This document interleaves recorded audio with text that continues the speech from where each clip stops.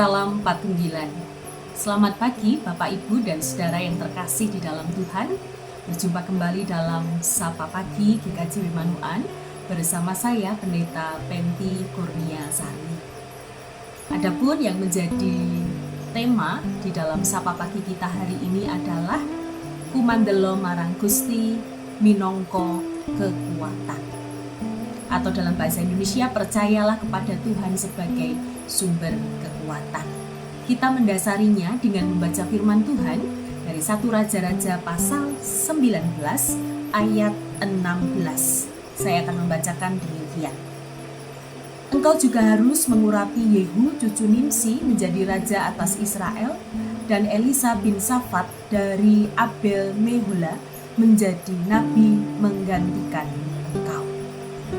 Bapak Ibu dan Saudara yang terkasih di dalam Tuhan, semut bisa mengangkat beban seberat 10-50 kali berat tubuhnya.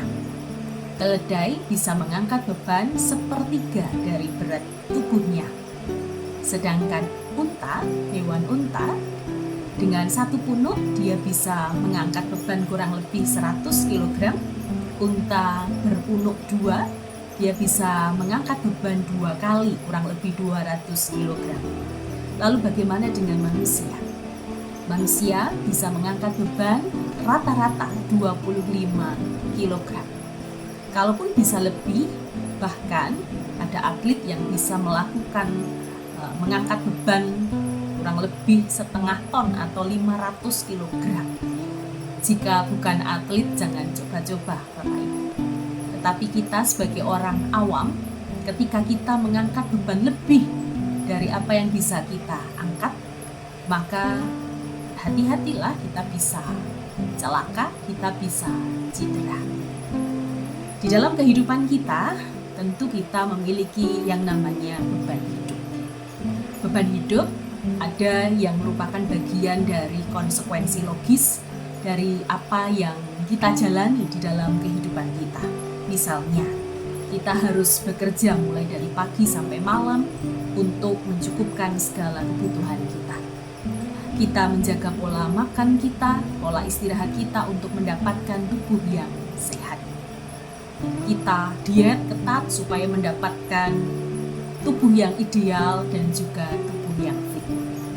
Tetapi bagaimana dengan beban kehidupan yang seringkali hadir datang dalam kehidupan kita secara tiba-tiba? Misalnya keluarga yang tiba-tiba sakit dan kemudian harus merawatnya dalam jangka waktu yang cukup lama. Atau tiba-tiba anak kita berlaku tidak baik, nakal, dan kemudian berpengaruh pada studinya. Atau ketika kita harus ditinggalkan selama-lamanya oleh orang yang kita kasihi di dalam kehidupan kita. Bapak Ibu dan Saudara yang terkasih, ternyata beban hidup itu pun bukan hanya dialami oleh orang awam seperti kita, tetapi juga orang-orang yang dekat dengan Tuhan seperti nabi-nabi. Salah satunya adalah Nabi Elia. Nabi Elia adalah nabi Tuhan di zaman Raja Ahab, di mana bangsa Israel tidak lagi percaya kepada Allah. Bahkan mereka menyembah Baal. Elia melakukan setiap perintah Tuhan dengan setia. Bahkan ketika Elia harus berhadapan dengan nabi-nabi Baal, dia dengan gagah berani melakukannya, bahkan dia membunuh nabi-nabi Baal dengan pedang. Tetapi ketika Raja Ahab menyampaikan itu kepada istrinya Isabel menjadi marah dan kemudian dia memaklumkan untuk membunuh Elia apapun, dengan cara apapun. Nah, inilah yang kemudian menjadikan Elia merasa takut, merasa khawatir. Bahkan dia mengatakan kepada Tuhan, cabut saja nyawa saya Tuhan. Bayangkan seorang Elia, nabi Tuhan, menghadapi banyaknya nabi Baal, dia tidak gentar. Menghadapi bangsa Israel yang tegar tengkuk, menghadapi bangsa Israel yang sudah tidak wanoh kepada Tuhan Allah, dia tidak gentar. Tapi menghadapi istri Ahab, dia begitu takut. Mengapa? Ketika kemudian dia flashback, dia merasa bahwa hanya tinggal dialah nabi yang tersisa. Dia menjalani semuanya sendirian, dan hal ini menjadi beban tersendiri bagi Elia.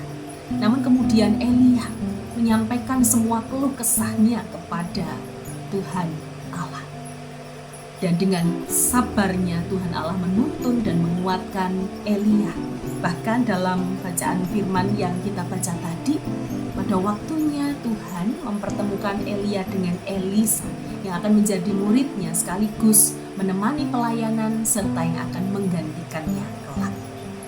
Bapak, Ibu, dan saudara yang terkasih di dalam Tuhan, demikian juga dengan kita saat kita merasakan beban kehidupan, rasanya seperti kita ini ketiban langit seperti akan runtuh. Di dalam dada kita ini merasa sesak seperti ada batu yang mengganjal. Mari Bapak, Ibu, Saudara, dalam situasi seperti itu kita meneladani Elia, di mana dia tidak menolak rasa yang sedang dia pergumulkan. Kekecewaannya, ketakutannya menjadi bagian dari dirinya yang dia terima, lalu kemudian dia berseru-seru kepada Tuhan.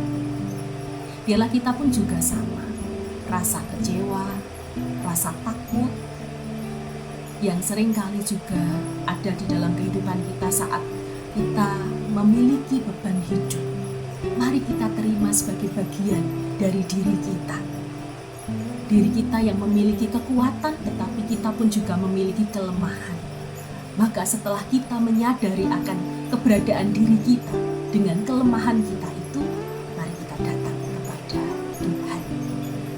Mari kita sampaikan setiap keluh kesah kita, keresahan kita kepada Tuhan. Menggantungkan semuanya pada kekuatan kita manusia, tentu kita tahu bahwa kita sangat lemah. Menggantungkan semuanya kepada manusia pun juga sama. Kita sama-sama manusia yang penuh dengan keterbatasan.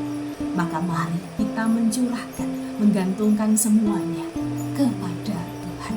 Kita percaya bahwa Tuhan mendengarkan setiap keluh kesah kita.